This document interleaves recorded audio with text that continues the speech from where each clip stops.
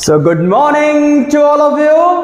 Yes, this is Ankit Singh Pal and welcome to आपका प्यारा सा ब्यूटीफुल सा channel that's name is Physics with Ankit and also welcome to बेटा अपना ASP career classes. क्या ASP career classes. तो चलिए बेटा, जैसा कि हम लोग जानते हुए आ रहे हैं बच्चा, हम लोग कहां तक पढ़ चुके थे। हम लोगों ने अपना 12th क्लास का पहला चैप्टर खत्म कर दिया था। सही बात है, बिल्कुल सही बात है बेटा।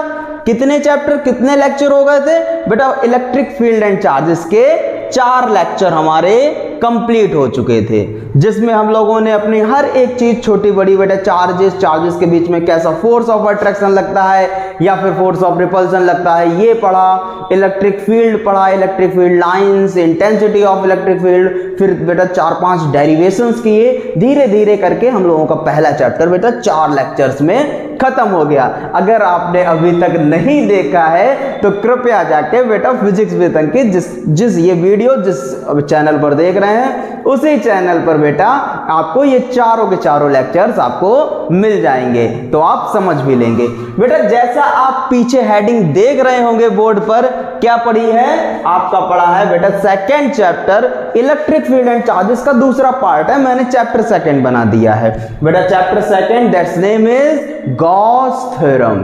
क्या नाम है इसका? गॉस थ्योरम बेटा नाम है। इस चैप्टर में अब हम लोग क्या क्या पढ़ने वाले हैं सर जी, जरा ये भी बता दो।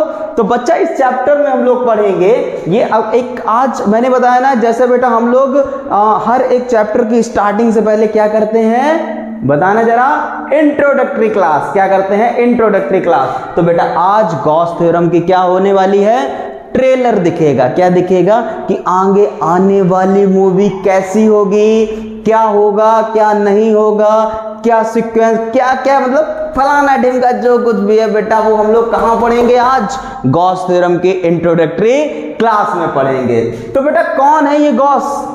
क्या क्या इन्होंने अपनी एक थ्योरम दी? क्या ये एक नाम है, एक थ्योरम का नाम है, या फिर इस नाम के पीछे, इस थ्योरम के पीछे किसी इंसान का हाथ है? तो बिल्कुल सही बात है। फिजिक्स में बेटा जितनी, जैसे कूलॉम्स लॉ, कूलॉम का बेटा हाथ था, ऐसे ही बेटा गॉस थ्योरम, गॉस एक साइंटिस्ट थे। कौन थे? एक साइंटिस्ट थे बेटा। इन्होंने क्या बताया था? उन्होंने कुछ एक वर्ड है बेटा, that's name is electric flux. क्या नाम है? Electric flux. इन्होंने फ्लक्स के बारे में बताया था। किसके बारे में बताया था? फ्लक्स के बारे में बताया था। कहा था कि दुनिया की कोई भी चीज हो, कोई भी बॉडी हो, हम एक फॉर्मूला लगा के उस बॉडी का इलेक्ट्रिक फ्लक्स बता सकते हैं। ठीक है, वैसे तो इलेक्ट्रिक फ्लक्स दूसरे तरीके से भी निकल आता है, मैथमेटिकल वे से भी निकल आता है, लेकिन इन्होंने एक फॉर्मूला दे दिया। क्या दे दिया बेटा? फॉर्मूला दे दिया और पूरी फिजिक्स में तहलका मचा दी। क्या मचा दी? उस फॉर्मूला बेटा, एक फॉर्मूला था कि phi equals to q upon epsilon naught. अभी आगे पढ़ेंगे कैसे आया। एक फॉर्मूला दे दिया और पूरे फॉर्मूले से बेटा दुनिया की कोई भी चीज हो, उन्होंने बता दिया कि ये फॉर्मूला बता दो भाई साहब, और हम क्या निकाल सकते हैं? उस बॉडी का इलेक्ट्रिक फ्लक्स बता सकते हैं। तो चलिए बेटा, कोई फालतू की बातें ना करके तो बेटा चैनल को सब्सक्राइब, लाइक और शेयर कर देना बेटा। आगे बढ़ते हैं, प्रमोशन अगर हो गया हो तो। दैट्स नेम इज बेटा, चैप्टर का नाम क्या है? Chapter second Gauss theorem. और आज क्या है? Introductory class. ठीक है सर, अगर इंट्रोडक्टरी क्लास है तो आज हम लोग क्या क्या पढ़ने वाले हैं बेटा? हम लोग पढ़ेंगे आज, क्या पढ़ेंगे? सॉलिड एंगल पढ़ेंगे। क्या पढ़ेंगे? सॉलिड। क्या होता सॉलिड एंगल बताएंगे अभी। फिर इसके बाद बेटा 1 स्टेरेडियन पढ़ेंगे। क्या पढ़ेंगे? 1 स्टेरेडियन। फिर इलेक्ट्रिक फ्लक्स पढ़ेंगे और फिर बेटा क्या पढ़ेंगे? गॉस थ्योरम पढ़ेंगे।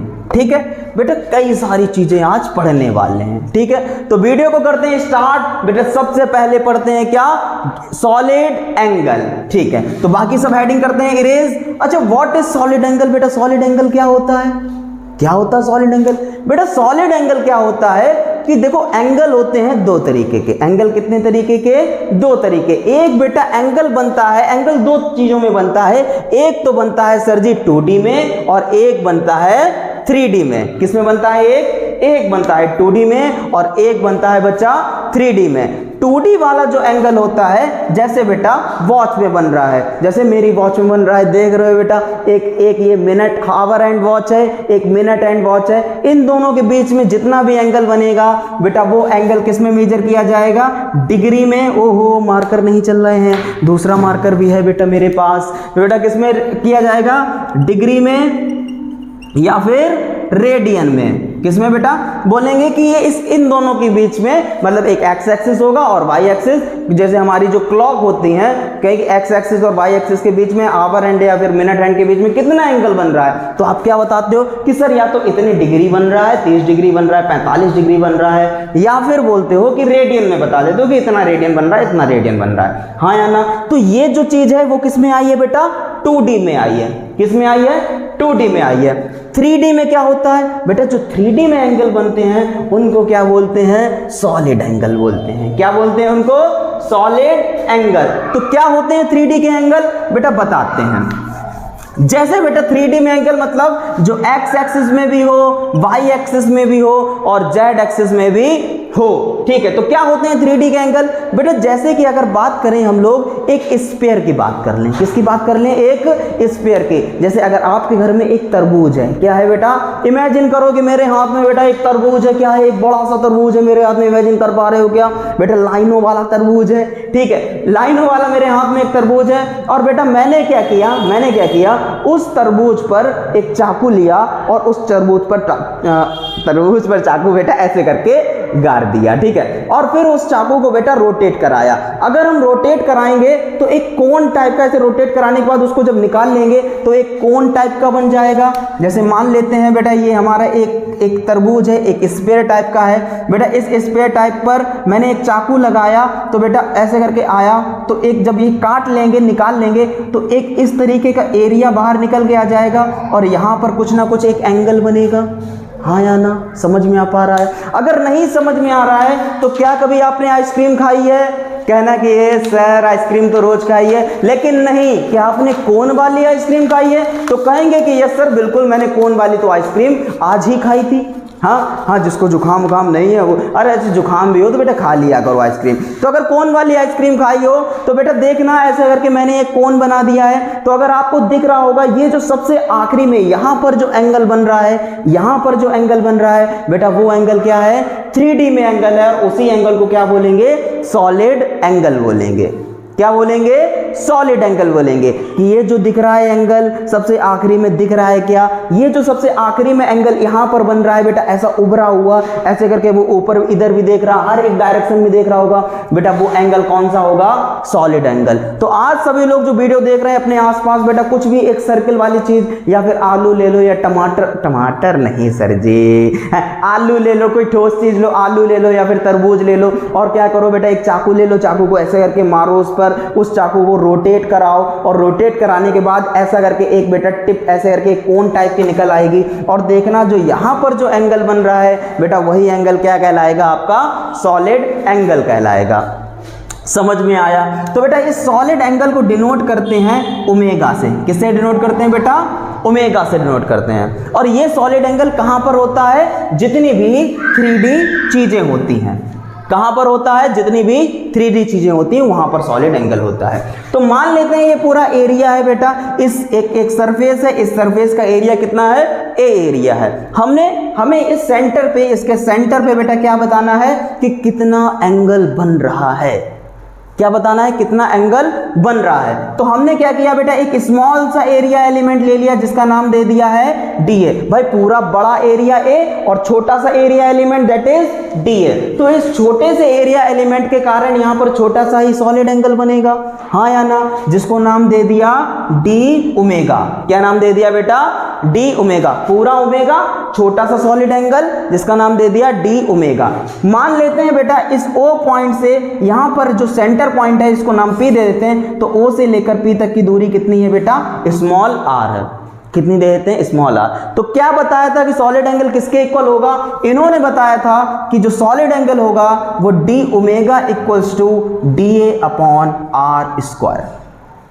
किसके इक्वल होगा, d omega equals to d A upon r square. ये क्या होता है बेटा, ये सॉलिड एंगल का फॉर्मूला होता है। ये किसके मतलब कितनी एरिया है और उसका जो सेंटर से लेकर उस जो आउटर सरफेस वाला एरिया है वहां तक के डिस्टेंस का अगर स्क्वायर कर दिया जाए तो क्या पता चल जाता है हमें बेटा, सॉलिड एंगल पता चल जाता है। D A equals d omega equals to d A upon r square. अब बताना बेटा स्मॉल से एरिया एलिमेंट के लिए, स्मॉल से एरिया एलिमेंट के लिए बेटा स्मॉल सा एंगल, तो अगर हमें पूरा एरिया एलिमेंट पूरा हमें निकालना है, एरिया पूरे एरिया के लिए पूरा सॉलिड एंगल निकालना है, तो क्या करेंगे बेटा, छोटे से बड़ा करने के लिए इंटीग्रेशन। क्या करेंगे, इंटीग्रेशन। तो बेटा इस पूरे होल एरिया के लिए for whole area, whole area बेटा, होल एरिया के लिए इंटीग्रेशन करेंगे तो इंटीग्रेशन का sign d omega d A upon r square. सही है बेटा। अब रेडियस तो चेंज नहीं होगी, चाहे इधर चले जाओ चाहे कहीं पे चले जाओ, चेंज कौन होगा, एरिया। तो बेटा जो चेंज नहीं होगा वो कांस्टेंट बाहर निकल आया। अच्छा छोटा सा ओमेगा, पूरा ओमेगा इंटीग्रेशन के बाद पूरा ओमेगा, तो बेटा 1 अपॉन आर स्क्वायर बाहर, अंदर क्या बचा, डी ए। यहां तक समझ में आया बेटा। छोटा सा ए इंटीग्रेशन करने के बाद पूरा ए, तो क्या आ गया, omega equals to 1 upon r square A. Okay, what is A, A is the area. बेटा किसका एरिया है, तो कह दो कि सर जी ये एरिया किसका है, एरिया है बेटा स्फीयर का।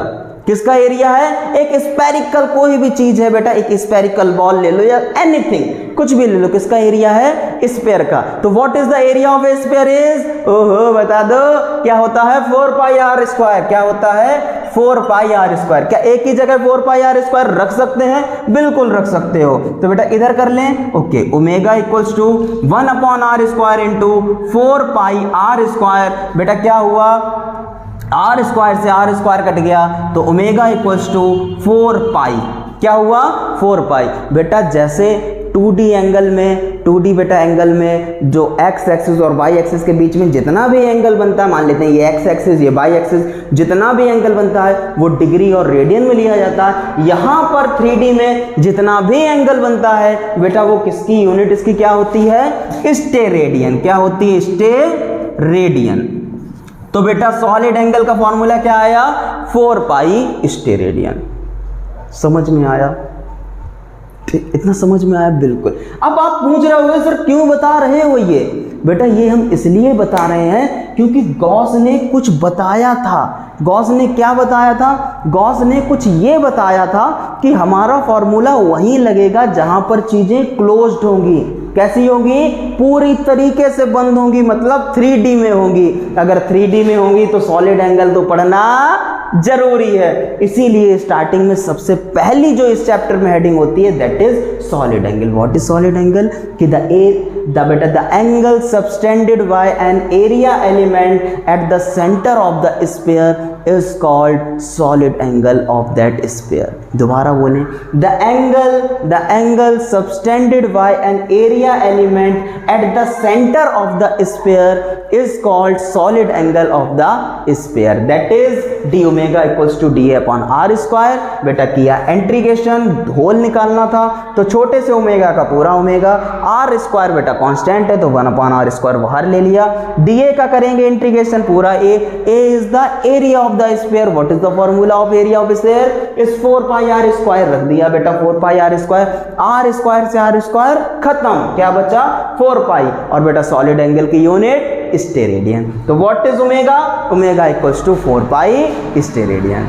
आया समझ में, अरे काहे नहीं आएगा सर जी, अगर इतना आ गया है तो क्या आप बता सकते हो what is 1 steradian, what is 1 steradian, बिल्कुल बता सकते हैं। तो इरेज करें, कर दो सर इरेज। हाँ अगली हेडिंग पढ़ते हैं बेटा, व्हाट इज 1 स्टेरेडियन। आ रहा है क्या समझ में, ओहो भैया आ ही रहा होगा समझ में। ओके बेटा, तो पढ़ते हैं, हेडिंग डालते हैं 1 स्टेरेडियन, रेडियन, ओके स्टेरेडियन, ठीक है बेटा 1 स्टेरेडियन हेडिंग डालते हैं। तो क्या होता है 1 स्टेरेडियन, अभी क्या आया बेटा, d omega equals to d A upon r square, ये आया। दैट इज 4 पाई, ओहो, omega equals to 4 pi steradian आया। अब इसको 1 स्टे रेडियन बनाना है। कितना बनाना है बच्चा? 1 बनाना है। 1 बनाने के लिए क्या करेंगे? लगाओ दिमाग। अगर हम लोग बेटा क्या था हमारा कि ये ऐसा करके स्फीयर था, यहां पर सेंटर था और सेंटर से लेकर यहां तक की दूरी बेटा r थी। कितनी थी? r थी। अगर हम लोग ये जो एरिया लिया था इस तरीके से कुछ ले रहे थे ऐसे करके, हाँ, अगर ये DA एरिया लिया था बेटा, इस DA एरिया को बढ़ा दें, कितना कर दें बेटा? r स्क्वायर के इक्वल कर दें। इस DA एरिया को कितना बड़ा कर दें? r स्क्वायर के इक्वल कर दें। If DA equals to r square, अगर DA एरिया को r स्क्वायर के इक्वल कर दें, मतलब जितनी रेडियस है उतना ही, अगर रेडियस मान लेते हैं बेटा 2 सेंटीमीटर, ठीक है, तो हम लोग जो ऊपर वाला DA एरिया एलिमेंट बेटा 4 सेंटीमीटर ले लें। कितना ले लें? 4 सेंटीमीटर ले लें। तो 4 मतलब 4 ले लिया और 2 का स्क्वायर करेंगे वो भी 4 हो जाएगा, मतलब 4 4 कट जाएगा, कितना आ जाएगा? 1। तो यहाँ पर अगर DA को एरिया, मतलब जितना हमने ऊपर का एरिया होगा उतना ही नीचे वाली रेडियस हो जाएगी, हाँ या ना? ओह, सही कह रहे हो। जितना ऊपर वाला एरिया एलिमेंट लिया है उतना ही अगर हम नीचे वाला बेटा रेडियस ले ले तो दोनों इक्वल, मतलब जो यहाँ पर जो एंगल बनेगा वो कितना बन जाएगा? 1 स्टे रेडियन। सही है। तो क्या करते हैं? If DA equals to r square then d omega equals to DA upon DA, that is cut जाएगा बेटा 1 आ जाएगा, तो d omega equals to 1 steradian. समझ में आया, हाँ या ना? ठीक। इसको बोलेंगे क्या कि अगर एरिया एलिमेंट को किसके इक्वल कर दें बेटा? डिस्टेंस के स्क्वायर के इक्वल कर दें, उसकी रेडियस के स्क्वायर के इक्वल कर दें, तब जो एंगल बनेगा उस स्फीयर के सेंटर पे वो कितना बनेगा? 1 स्टे रेडियन बनेगा। ओ हो, समझ में आ गया? ठीक। अगर इतना समझ में आया है भैया, अगर गॉस थ्योरम से आया है कि नहीं दोबारा बताएं? आ गया होगा कि अगर हम लोग बच्चे को नहीं आ गया, ठीक। अगर नहीं आया दोबारा सुन लो बेटा। अगर नहीं आया तो क्या करें हम लोग कि जो एरिया लिया है उसको किसके इक्वल कर दें? रेडियस के स्क्वायर के अगर इक्वल कर दें, तब जो सेंटर पर एंगल बनेगा that's angle is 1 stay radian. अब तो आ गया सर जी, क्या ही बात करते हो, आगे बढ़ो सर। अगर हम आगे बढ़ते हैं बेटा तो एक हेडिंग आती है जिसका नाम है इलेक्ट्रिक फ्लक्स। क्या नाम है बेटा? Electric flux. ठीक। अगर हम लोग बच्चा बात करें what is electric flux, electric flux क्या है सर, कौन है इलेक्ट्रिक फ्लक्स? अगर बेटा इलेक्ट्रिक फ्लक्स की बात करें तो फ्लक्स का एक जनरल टर्म में बात करें, व्हाट इज फ्लक्स? वैसे तो इसकी फ्लक्स की साइंटिफिक लैंग्वेज में कुछ और डेफिनेशन होती है, लेकिन अगर हम याद करने के लिए आपको बताएं कि फ्लक्स को कैसे याद करो, कैसे समझो, तो समझना जहां पर मतलब आ जाए फ्लक्स, तो फ्लक्स का मतलब समझ लेना बेटा अमाउंट। क्या मतलब समझ लेना? अमाउंट में। अमाउंट मतलब कितने अमाउंट में है, फ्लक्स का मतलब कितने अमाउंट में। और ये चीज हम लोग सिर्फ और सिर्फ समझने के लिए कर रहे हैं। किसके लिए कर रहे हैं? समझने के लिए। फ्लक्स का मतलब अमाउंट में। कौन अमाउंट में बेटा? इलेक्ट्रिक का मतलब है electric field lines. Electric field lines कितने अमाउंट में है उसी को क्या बोलेंगे? Electric flux. क्या क्या दोबारा बताना सर जी? इलेक्ट्रिक फील्ड लाइंस कितने अमाउंट में है उसी को क्या बोलेंगे? Electric flux. अब बता तो दिया, कह दो करके दिखाओ। तो बेटा मान लेते हैं कि एक हमारा इलेक्ट्रिक फील्ड है।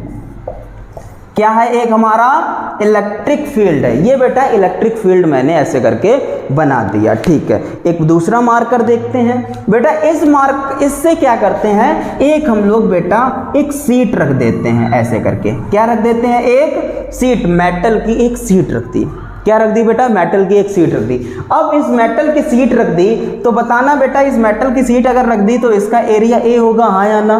बेटा इलेक्ट्रिक फील्ड लाइंस इससे गुजर रही हैं। इससे कौन गुजर रही हैं? इलेक्ट्रिक फील्ड लाइंस इससे ऐसे करके जा रही हैं। एक मेटल की प्लेट रखी है तो कितनी इलेक्ट्रिक फील्ड लाइंस जा रही हैं? 1 2 3 4 टोटल है कितनी? 1 2 3 4 5 6 6 इलेक्ट्रिक फील्ड लाइंस हैं, लेकिन एरिया उसका इतना ओहो सॉरी, एरिया उसका इतना छोटा है कि सिर्फ और सिर्फ 4 इलेक्ट्रिक फील्ड लाइंस ही उससे गुजर रही हैं। तो फ्लक्स कितना कि जितनी इलेक्ट्रिक फील्ड लाइंस उससे गुजर रही हैं उतना है उसका फ्लक्स। ये तो हो गया बेटा एक समझने की लैंग्वेज में, ठीक है। तो एक्चुअल में फॉर्मूला इसका क्या होता है बेटा, phi E equals to E dot A।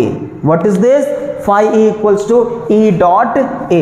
अब इसको समझाइए तो सर इंग्लिश में बोल देते हैं कि the number of electric field lines, the number of electric field lines passing through a plane, the number of electric field lines passing through a plane held in a electric field is called electric flux। आया क्या समझ में? दोबारा सुनो कि कितनी electric field lines, कितने number में मतलब कितनी इलेक्ट्रिक फील्ड लाइंस किसी एक प्लेन से गुजर रही है, और वो प्लेन जब इलेक्ट्रिक फील्ड में रखा है तो वही बेटा क्या कहलाएगा, इलेक्ट्रिक फ्लक्स। दोबारा बताते हैं, the number of electric field lines, क्या, the number of electric field lines passing through a plane placed in a electric field is called electric flux. समझ में आया बेटा? मान लेते हैं कि एक ये पेपर है, ये क्या है, एक पेपर है, और बेटा ये पूरा जो रूम है वो कैसा है बेटा, इलेक्ट्रिफाइड है, ठीक है। मेरे अंदर भी इलेक्ट्रिक एनर्जी है जिसके कारण ये पूरा रूम बेटा कैसा हो गया, इलेक्ट्रिफाइड हो गया। अगर ये पूरा इलेक्ट्रिफाइड रूम है तो बेटा मैंने क्या किया, इस पर ऐसे करके एक बेटा प्लेन सीट रख दी। क्या रख दी, एक प्लेन सीट रख दी। तो बेटा इलेक्ट्रिक फील्ड लाइंस ऐसे, अच्छा जितना इसका एरिया होगा उसी एरिया से तो इलेक्ट्रिक फील्ड लाइंस जा रही होंगी। कुछ इलेक्ट्रिक फील्ड लाइंस ऐसे निकल रही होंगी, कुछ ऐसे, कुछ ऐसे, कुछ ऐसे निकल रही, लेकिन कुछ इलेक्ट्रिक फील्ड लाइंस जो इसके रास्ते में आ रही होंगी वो ऐसे यहाँ से टकरा के ऐसे निकल जा रही, ऐसे टकरा के ऐसे निकल जा रही, ऐसे टकरा के ऐसे निकल जा रही। हाँ या ना? तो जितनी भी इलेक्ट्रिक फील्ड लाइंस यहाँ से टकरा के बाहर निकलेंगी वही क्या बनाएंगी, इलेक्ट्रिक फ्लक्स बनाएंगे। समझ में आया? अच्छा बेटा किसी भी सरफेस, अब यहां से हटके एक बात करें, किसी भी सरफेस का एरिया वेक्टर क्या होता है? अगर आपसे कोई पूछ दे कि सर बताओ कि कोई भी अगर सरफेस है उस सरफेस का एरिया वेक्टर जरा निकालना, तो क्या करना बेटा, तुरंत उस सरफेस पर परपेंडिकुलर ड्रॉन कर देना। क्या ड्रॉन कर देना, परपेंडिकुलर, और जो परपेंडिकुलर आप ड्रॉन करोगे वही क्या होगा, एरिया वेक्टर। तो ये सरफेस है, ऐसा सरफेस है, इस सरफेस का एरिया वेक्टर ऊपर की तरफ, अगर ऐसा सरफेस रखा है तो इसके परपेंडिकुलर ड्रॉन करेंगे तो इस सरफेस का एरिया वेक्टर इधर की तरफ, अगर ऐसा रखा है तो इस सरफेस का एरिया वेक्टर इधर की तरफ। समझ में आया? मतलब परपेंडिकुलर, ठीक। तो यहां से अगर देखें तो ये सरफेस है, अच्छा इसमें कई सारी इलेक्ट्रिक फील्ड लाइंस जा रही होंगी, तो हमें निकालनी है एक छोटी सी, हमें बताओ कितनी एक्चुअल अमाउंट में इलेक्ट्रिक फील्ड लाइंस निकल रही हैं। तो बेटा पूरे से तो निकालना मुश्किल है, हम लोग क्या करते हैं बेटा, एक छोटा सा एरिया एलिमेंट ले लेते हैं, दैट इज डीए। एक छोटा सा एरिया एलिमेंट ले लिया जिसका बेटा एरिया वेक्टर इस डायरेक्शन में, एरिया वेक्टर मान लेते हैं, ये एरिया, ये प्लेट है बेटा, इसका एक छोटा सा एरिया एलिमेंट ले लिया तो इसका एरिया वेक्टर इस डायरेक्शन में, ठीक है। इलेक्ट्रिक फील्ड लाइंस भी बेटा मान लेते हैं इधर से ऐसे जा रही हैं, तो इलेक्ट्रिक फील्ड लाइंस भी ऐसे ऐसे जा रही हैं। तो बेटा एरिया वेक्टर और इलेक्ट्रिक फील्ड लाइंस के बीच में कितना एंगल, समझना बेटा, यहां से एक चीज समझ लो, एरिया वेक्टर और इलेक्ट्रिक फील्ड लाइंस के बीच में कितना एंगल, मान लेते हैं ये वाला जो ब्लैक है ना, ब्लैक, अच्छा एक को ब्लैक ले लेते हैं और एक को ब्लू ले लेते हैं। ये वाला ब्लू है बेटा, ये क्या है, इलेक्ट्रिक फील्ड लाइंस है, ये क्या है, इलेक्ट्रिक फील्ड लाइंस ऐसे ऐसे जा रही हैं बेटा। इस सरफेस, ये सरफेस इलेक्ट्रिक फील्ड लाइंस में रखा है, इस सरफेस पे हम लोग डालते हैं, क्या डालते हैं, एरिया वेक्टर डालते हैं। तो एरिया वेक्टर इसके परपेंडिकुलर इस डायरेक्शन में एरिया वेक्टर, तो क्या आप बता सकते हो एरिया वेक्टर और इलेक्ट्रिक फील्ड लाइंस के बीच में कितना एंगल बन रहा है, पैरेलल है, मतलब 0 एंगल, ठीक।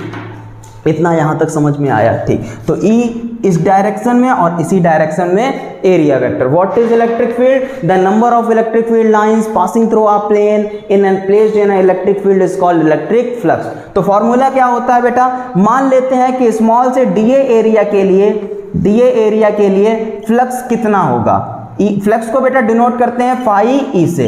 किससे डिनोट करते हैं, फाई ई से।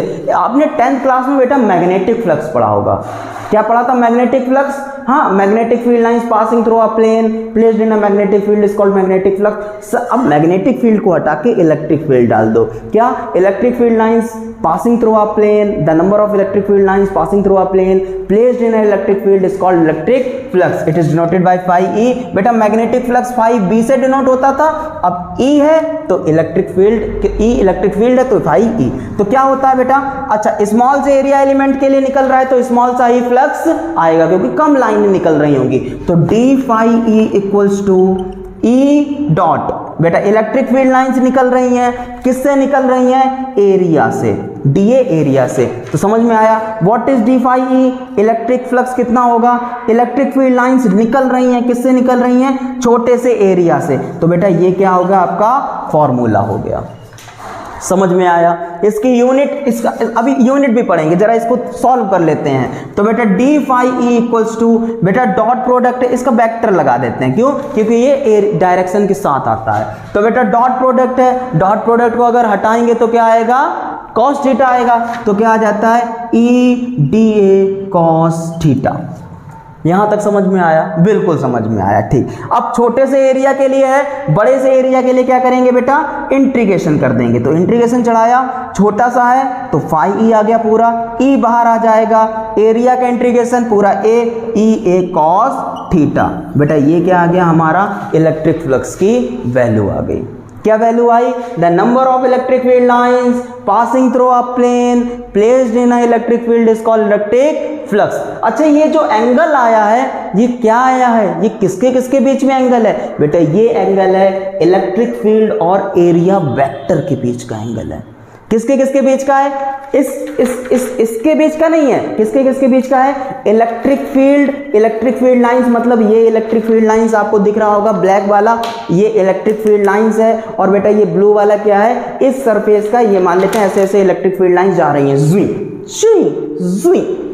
ऐसे ऐसे क्या जा रही है बेटा, इस तरीके से ऐसे ऐसे इलेक्ट्रिक फील्ड लाइंस ऐसे ऐसे जा रही हैं, इलेक्ट्रिक फील्ड लाइंस जा रही हैं. बीच में हमने क्या किया, एक एरिया ले आए, एक क्या ले आए बेटा, एक मेटेलिक शीट ले आए जिसका एरिया ए है. ठीक है, एरिया ए है, इसको ऐसे करके रख दिया. अच्छा इस पोजीशन में रखा है तो इस पोजीशन में सबसे ज्यादा इलेक्ट्रिक फील्ड लाइंस जाएंगी, हाँ जितनी भी होंगी जाएंगी. अगर हम ऐसे रखते तो कम जाती, ऐसे कर देते तो बिल्कुल ही ना जाती, ऐसे करते सबसे ज्यादा जा रही होंगी. बिल्कुल ठीक है, इसको भी प्रूफ भी करेंगे कैसे सबसे ज्यादा जा रही होंगी. अब मान लेते हैं ये ब्लू वाला, ये क्या है बेटा, इलेक्ट्रिक फील्ड लाइंस है. तो यहां से हम पकड़ के बताते हैं बेटा, ये जो ब्लू वाला है ऐसे करके इलेक्ट्रिक फील्ड लाइन जा रही हैं तो उसकी ये डायरेक्शन बिल्कुल. अब इस पर क्या डालेंगे, एरिया वेक्टर. क्या डालेंगे, एरिया वेक्टर. एरिया वेक्टर हमेशा बेटा सरफेस के परपेंडिकुलर, तो इसके परपेंडिकुलर ऐसा हो गया. तो एरिया वेक्टर और ई के बीच में जो एंगल बन रहा है, that angle is known as cos theta. समझ में आया बेटा, बहुत गहन अध्ययन से पढ़ना, और ये समझ लिया ना बेटा तो पूरा चैप्टर समझ में आ जाएगा. ई और डी ए के बीच का एंगल कॉस थीटा. ठीक है, तो यहां तक समझ में आ गया. ठीक, अब बताना मैक्सिमम इलेक्ट्रिक फील्ड कितना होगा, इलेक्ट्रिक फ्लक्स कितना होगा जब थीटा की वैल्यू कितनी होगी बेटा, cos 0. जब थीटा की वैल्यू 0 होगी, क्योंकि cos 0 की वैल्यू 1, when थीटा इक्वल्स टू 0 तो phi e equals to e a, क्योंकि cos 0 की वैल्यू 0 रखेंगे तो यहां पर कैसा होगा बेटा, मैक्सिमम. ठीक, जब थीटा की वैल्यू 0, अभी प्रूफ करके भी दिखाएंगे. और मिनिमम कब होगा, जब थीटा की वैल्यू कितनी होगी, 90. कितनी होगी, क्योंकि cos 90 की वैल्यू 0, तो रखेंगे phi e equals to e a cos 90. cos 90 की वैल्यू 0 मतलब phi e equals to 0.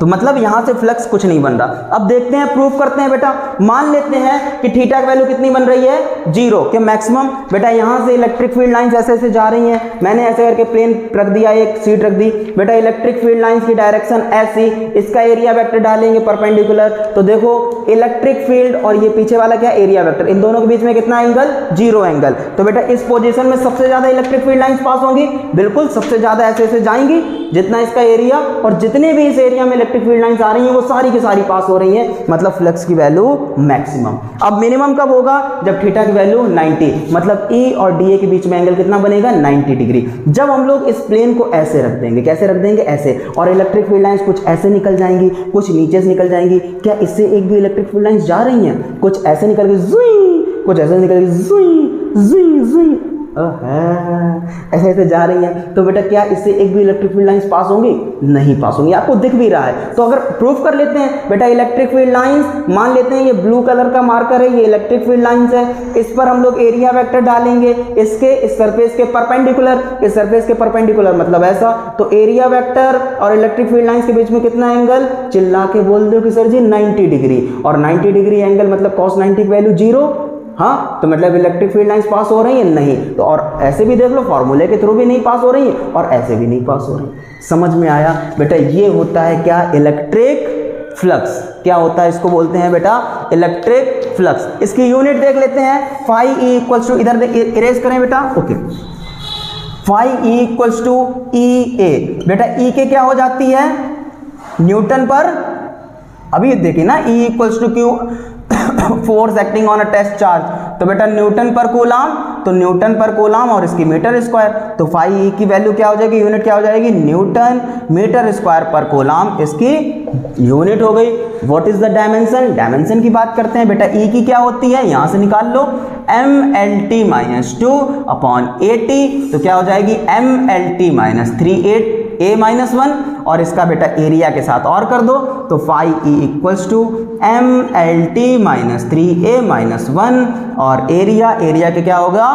L square, तो क्या हो जाएगा? Phi E equals to ML³ T - 3A - 1।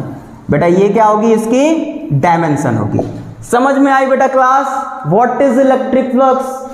Clear हुआ होगा बेटा? बिल्कुल भी। यहां पर छुआ क्या? प्यार हुआ क्या? अगर हो गया है प्यार तो आज के लिए इतना ही रखते हैं बेटा। नेक्स्ट क्लास में हम लोग पढ़ेंगे गॉस थ्योरम को, गॉस थ्योरम की डेरिवेशन करेंगे, इसके बाद उसकी कुछ एप्लीकेशंस करेंगे। तो आज के लिए इतना ही बेटा। समझ में आया what is solid angle, what is 1 steradian, what is electric flux, electric flux का फॉर्मूला समझ में आया? अगर इतना ही समझ में आया बेटा तो ऐसे ही बेटा एसपी कैरियर क्लासेस को प्यार देते रहिए, और साथ में ही फिजिक्स विद अंकित को भी प्यार दीजिए बेटा, सब्सक्राइब करके, लाइक करके, और बेटा जो समझ में आया है तो कमेंट भी कर दीजिएगा। तब तक के लिए हंसते रहिए, मुस्कुराते रहिए, और बेटा फिजिक्स से मोहब्बत करते रहिए। तब तक के लिए बाय बाय, जय हिंद, जय भारत।